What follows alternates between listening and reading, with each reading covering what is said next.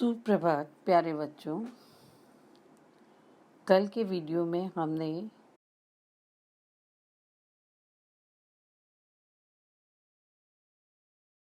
अनकीनी बातें करे सोवत जागे जोय, ताई सिखाए जगाए वो, रहीमन उचित न कोय।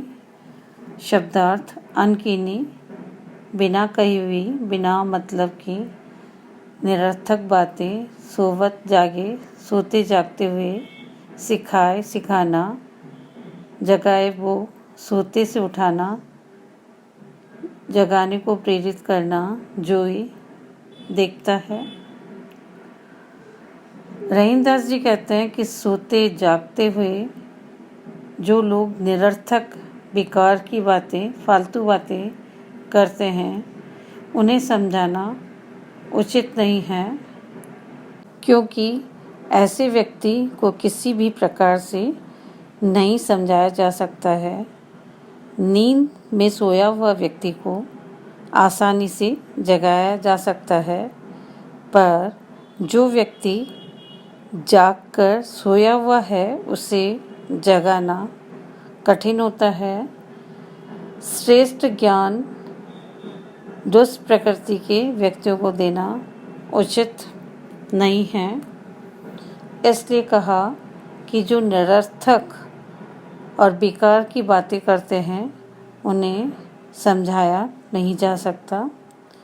काव्य सौंदर्य, शांत रस, दोहा छंद, जागे जोई में अनुप्रास अलंकार है, मुक्तक शैली है। दुष्टों को ज्ञान देने से कोई फ़ायदा नहीं है, ये बात इस दोहे में बताई गई है। देनहार कोई और है, भेजत सो दिन रेन, लोग भरम हम पे धरे, याते नीचे नैन। शब्दार्थ: देनदार, देने वाला, कऊ, कोई और है, दूसरा, भेजत, भेजता है, दिन रेन, दिन रात, भरम, संदेह, याते, इसी कारण। कवि अपनी दानशीलता जैसे अच्छे गुण से भी शर्मिंदा है, क्योंकि उन्हें मालूम है कि देने वाला तो ईश्वर है, अतः गर्व करने से क्या फ़ायदा। वह हमेशा गरीबों को दान देते रहते थे। लोग भ्रमवश ये समझते थे कि वे ही देते हैं, इसी कारण उनकी आंखें सदा झुकी हुई रहती थी। रहीमदास जी कहते हैं, धन संपत्ति देने वाला कोई दूसरा है, अर्थात ईश्वर ही धन संपत्ति देने वाला है और वह दिन रात भेजता रहता है।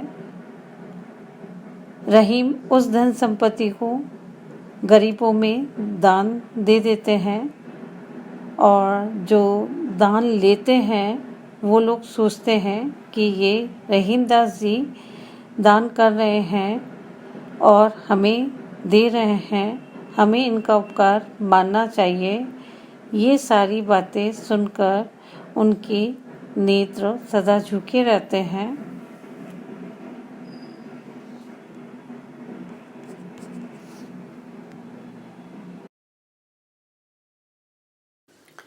क्षमा पड़न को चाहिए, छोटन को उत्पात, का रहीम हरि को घटियो, जो भृगुमारी लात।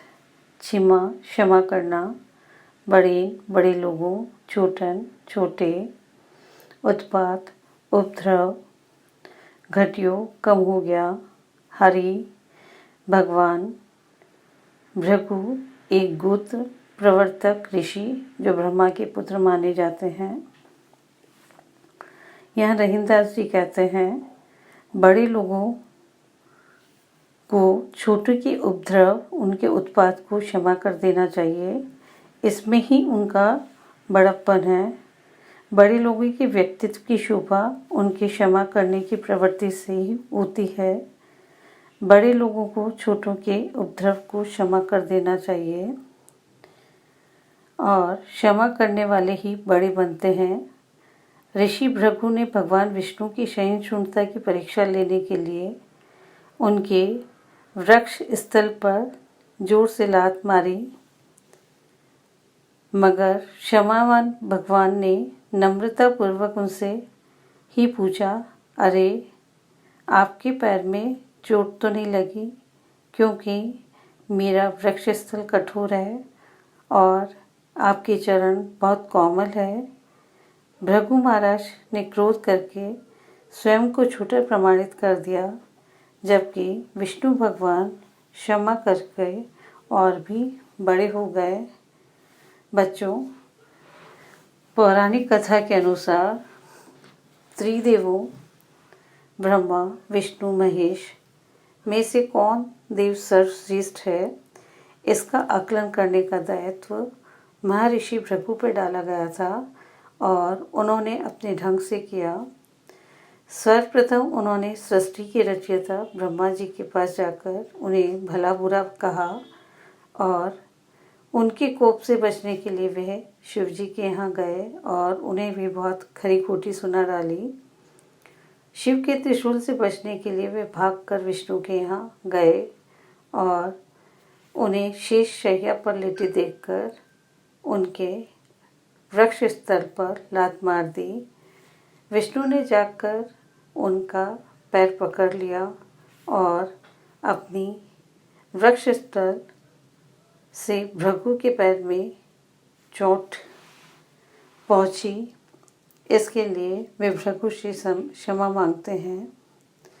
भृगु समझ गए कि विष्णु में ही बड़प्पन है और उन्होंने विष्णु भगवान को सर्वश्रेष्ठ देव घोषित कर दिया।